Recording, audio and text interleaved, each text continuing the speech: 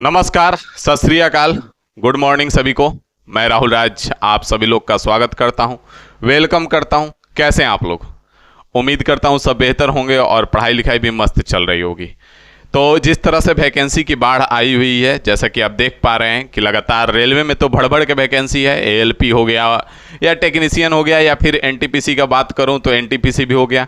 इसके बाद आपका नेक्स्ट जो वैकेंसी है वो आपकी ग्रुप डी है। कब फॉर्म आएगी आपको इस वीडियो में पता चल जाएगा, कब तक फॉर्म आ जाएगा।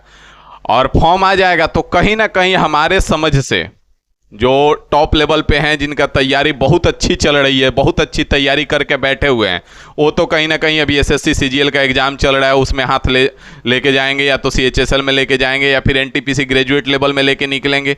लेकिन कहीं ना कहीं कुछ लोग ऐसे हैं जिनका तैयारी का लेवल हो गया या तैयारी हो गया वो नॉर्मल है। तो उनके लिए हम एक सलाह यही देंगे कि भाई ग्रुप डी को भी टारगेट में रखना। कहीं ना सही तो एक सही, कहा जाता है ना कि जहां कुछ ना सही वहां कुछ तो है। तो कहीं ना कहीं ग्रुप डी भी आपके लिए एक बेहतर टारगेट हो सकता है कि लास्ट बट नॉट लिस्ट कि आपको एक नौकरी, सरकारी नौकरी मिल जाएगी। आपको लोगों को देखने का नजरिया बदल जाएगा। लोग अभी आप जिस तरह से देखते हैं, आपको लोग उस तरह से देखना बंद कर देंगे। जिस तरह से आपसे लोग पूछते हैं कि अभी क्या कर रहे हो और आपको बताने में शर्मिंदगी महसूस होती है, तो वो पूछना बंद कर देंगे। तो कहीं ना कहीं एक चीज है कि हम बार बार कह रहे हैं कि अगर कहीं नहीं हुआ तो लास्ट में ग्रुप डी को टारगेट जरूर रखना कि इसमें तो किसी हाल में ज्वाइन कर ही जाना है, क्योंकि वैकेंसी भी अच्छी खासी रहेगी और तैयारी भी उतना ज्यादा का नहीं चाहिए होता है। और इसमें वो लोग ज्वाइन भी नहीं करते हैं जिनको सीजीएल करना है या एनटीपीसी करना है। तो कहीं ना कहीं एक अच्छी अपॉर्चुनिटी आपके लिए साबित हो सकती है ग्रुप डी इस साल का। तो इसलिए भाई इसको भी टारगेट में रखना, कहीं ऐसा ना हो कि नहीं हम ग्रुप डी में नहीं जाएंगे। तो अब वो जमाना नहीं है भाई। ग्रुप डी का रिजल्ट जिसका गांव में आता है ना, लोग उसको आईएएस वाली वैल्यू दे देते हैं। जाके देखना, जिसका ग्रुप डी का नौकरी लगा है और तुम बहुत टैलेंटेड हो और एक ग्रुप डी वाला को बगल में बैठा देना, तुमको कोई पूछेगा नहीं। ठीक है, तो इसलिए एक सरकारी नौकरी इस बार किसी हाल में ले लो। और इसीलिए हम इस पे भी रणनीति तैयार कर रहे हैं कि कहीं ना कहीं आपका इसमें भी, क्योंकि सिलेबस सबका सेम है, फिर छोड़ना ही क्यों है। तो ग्रुप डी आपका चॉइस जरूर होना चाहिए कि ग्रुप डी कहीं ना सही तो ग्रुप डी जरूर ज्वाइन कर लेंगे। ठीक है, तो आइए इसमें हम जानेंगे। बाकी आपको मास्टर प्लान का वीडियो मिल चुका है, अगर आप नहीं देखे हैं तो जाकर के देख लीजिए। उस मास्टर प्लान में हमने जितना कुछ बताया है, अगर आप घर पे बैठ के प्रॉपर सारी चीजें कर लेते हैं तो 6 से 8 महीने में होने वाली जितने भी एग्जाम हैं आप सबको निकाल लेंगे। एक का बात हम नहीं कर रहे हैं, सबको निकाल लेंगे।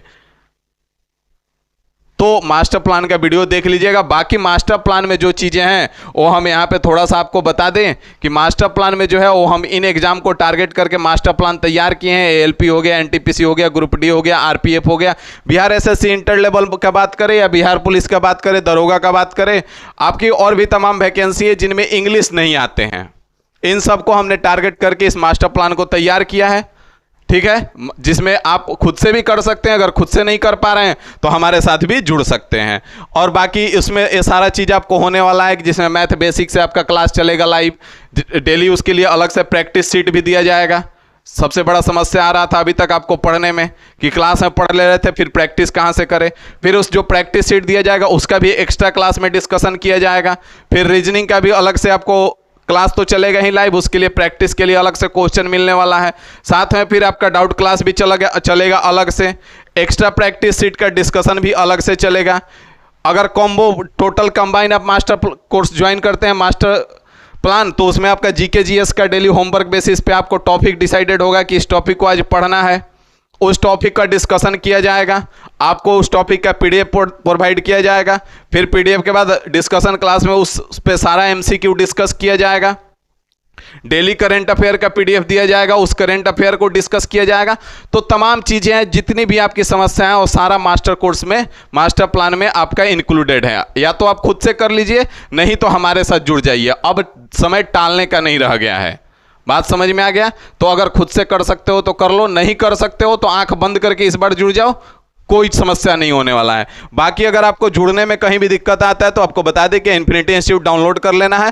कहीं भी कोई समस्या आता है या किसी भी प्रकार का आपको मदद चाहिए, जिसके लिए हम हमेशा तैयार रहते हैं, तो आप इस नंबर पे कॉल कर सकते हैं। कोशिश कीजिएगा मैसेज करें, मैसेज से ही आपका काम हो जाएगा, क्योंकि वन मैन आर्मी हम हैं, आपको भी पता है, ठीक है।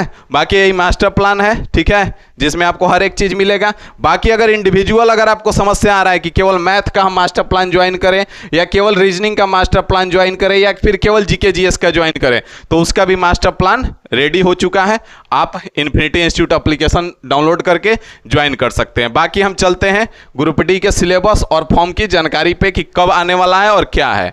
तो यहाँ पे ग्रुप डी का फॉर्म जो है वो आपका नवंबर तक आने का 99% संभावना है, क्योंकि अभी 14 तारीख से एनटीपीसी का फॉर्म स्टार्ट हो रहा है। उसके बाद आपका नवंबर तक ग्रुप डी का फॉर्म आ जाएगा भाई, ठीक है। अब नवंबर तक ग्रुप डी का जब फॉर्म आ जाएगा तो उसके लिए तैयार होना पड़ेगा अभी से, क्योंकि नवंबर में फॉर्म आएगा तो जब एग्जाम रेलवे लेना शुरू करेगा तो आपका रुकेगा नहीं, क्योंकि अभी फिलहाल एसएससी एग्जाम शुरू हो चुका है और एसएससी का भी एग्जाम टीसीएस ही कंडक्ट करती है और रेलवे का एग्जाम भी आपका टीसीएस ही करेगी।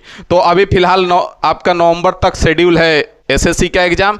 नवंबर के बाद जब आपका एग्जाम होना शुरू होगा तो रुकेगी नहीं रेलवे, लगातार आपकी एग्जाम होगी। और बाकी एएलपी के लिए ट्विटर पे ट्रेंड करने का भी बात चल रहा है। अगर ऐसा हुआ तो ट्विटर पे लाया जाएगा कि रेलवे एएलपी का एग्जाम डेट दो, क्योंकि एक बार एग्जाम शुरू होगा तो सारा एग्जाम आप ही का होगा रेलवे का। बात समझ में आ रही है? क्योंकि एसएससी का सीपीओ भी हो चुका है 2024 का, सीएचएसएल भी हो चुका है, सीजीएल अभी चल रहा है, एमटीएस भी शेड्यूल हो चुका है 30 तारीख से, तो एमटीएस भी हो जाएगा। उसके बाद एसएससी का मेन एग्जाम नहीं बचेगा, तो उसके बाद टीसीएस का फोकस रेलवे पे होगा और रेलवे का एग्जाम कंडक्ट करेगा। तो उसके लिए आपको पहले से तैयार होना पड़ेगा। तो आइए सिलेबस भी थोड़ा बहुत जान लेते हैं कि सिलेबस इसका क्या कहता है। तो सिलेबस से पहले यहाँ पे आपको बता दें कि जो आपका क्वालिफिकेशन है वो 10th पास है, तो कहीं ना कहीं 10th पास वालों के लिए सबसे बेहतर अपॉर्चुनिटी होती है कि भाई 10वीं पास करके आप नौकरी ज्वाइन कर लो, इससे और बढ़िया क्या ही चाहिए। तो 10th पास होगी, जिसमें आपका सीबीटी 1 होगा, सबसे पहले सीबीटी होगा, कंप्यूटर बेस्ड टेस्ट होगा, ठीक है। उसके बाद आपका फिजिकल इफिशियंसी टेस्ट होगा, उसके बाद आपका डॉक्यूमेंट वेरिफिकेशन होगा और मेडिकल होगा और आपको ज्वाइनिंग मिल जाएगा। तो ज़्यादा तामझाम वाला प्रक्रिया भी नहीं है। आगे बढ़ेंगे तो यहाँ पे आपको बता दें कि एज लिमिट जो होता है वो 18 से 33 साल का होता है, ठीक है। लेकिन हो सकता है इस बार 3 साल आपका बढ़ेगा, हो सकता नहीं है, बढ़ेगा ही बढ़ेगा, तो 36 साल भी हो जाएगा। तो जो हताश हो चुके हैं, जो निराश हो चुके हैं, उनके लिए भी कहीं ना कहीं बेहतर अपॉर्चुनिटी है। बात समझ में आ रही है? यहां से आगे बढ़ते हैं तो आपका जो एग्जाम होगा वो 90 मिनट का होगा। टोटल टाइम जो रहेगा वो आपके पास 90 मिनट रहेगा, जिसमें से जनरल साइंस का 25 क्वेश्चन रहेगा, मैथमेटिक्स का 25 क्वेश्चन और रीजनिंग का 30 क्वेश्चन और जनरल अवेयरनेस और करंट अफेयर का 20 क्वेश्चन रहेगा भाई साहब। तो यहां से 55 क्वेश्चन तो आप अच्छे खासे स्कोर कर सकते हैं, आप भी जानते हैं। बाकी इसका भी हमने मास्टर प्लान ला दिया है इन दोनों के लिए, अब टेंशन लेने का जरूरत नहीं है, क्योंकि हम हैं भूचाल मचाएंगे, बवाल होगा, ठीक है। तो टेंशन नहीं लेना है, भूचाल तो आएगा, बवाल तो होगा। बाकी निगेटिव मार्क्स का बात करें तो 1/3 आपका निगेटिव मार्क्स है। इससे आगे बढ़ेंगे यहाँ से तो आपका टॉपिक वाइज भी यहाँ पे हमने सिलेबस लगा दिया है कि टॉपिक वाइज क्या है। जैसे मैथ का बात कर ले तो नंबर सिस्टम हो गया, बोर्ड मास मतलब सिंप्लीफिकेशन हो गया, उसी में डेसिमल आ जाता है, फ्रैक्शन हो गया, एलसीएम एचसीएफ हो गया, रेशियो एंड प्रोपोर्शन हो गया, परसेंटेज हो गया, mensuration, time and work, time and distance, simple and compound interest हो गया, प्रॉफिट एंड लॉस हो गया, algebra, geometry, trigonometry, elementary statics. Statics जो है रेलवे का कहीं ना कहीं फेवरेट टॉपिक रहा है।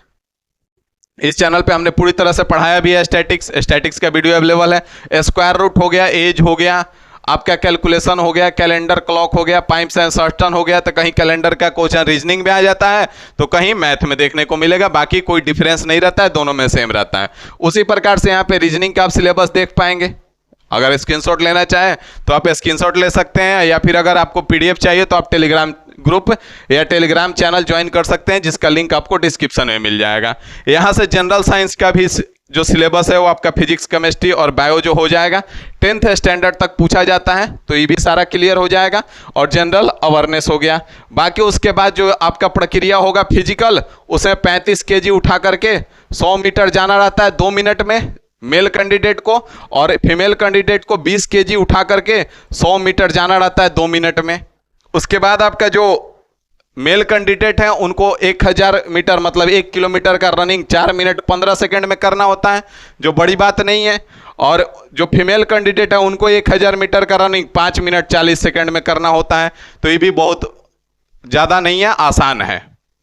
तो यहाँ पे आपका ग्रुप डी का पूरा जानकारी हम दे दिए। बाकी अगर ग्रुप डी में कोई आपको डाउट है तो आप वीडियो में कमेंट कीजिएगा कि किस चीज़ पे आपको वीडियो चाहिए ग्रुप डी का, क्योंकि भाई लास्ट बट नॉट लिस्ट इसको ऑप्शन में जरूर रखना कि अगर कहीं नहीं हुआ तो इसमें ज्वाइन कर लेंगे। बात समझ में आ गया? दिमाग में जरूर रखना। ऐसा नहीं कि नहीं ग्रुप डी का खराब है, कुछ खराब नहीं है भाई, बैठा के देख लो, ग्रुप डी वाले के आगे तुम्हारा कोई वैल्यू नहीं है, तुम्हारा कोई औकात नहीं है। समझ में आ गया? तो एक जगह ज्वाइन कर लो, फिर तैयारी अगर है तो आगे और भी वैकेंसी आएगी और आगे देते रहना फॉर्म, आगे भरते रहना, एग्जाम देते रहना। कम से कम 2 पैसे के लिए मोहताज तो नहीं रहोगे।